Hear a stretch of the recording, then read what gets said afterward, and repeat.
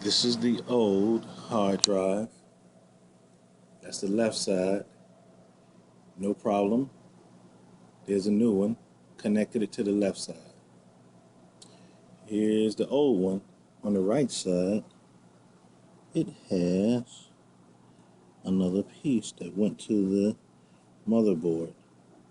On the new one, solid state hybrid, it doesn't have one.